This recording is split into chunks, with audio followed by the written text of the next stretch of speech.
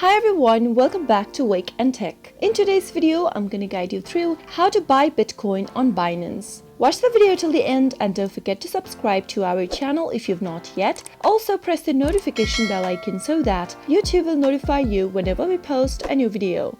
In order to buy Bitcoin on Binance, tap open your Binance application first.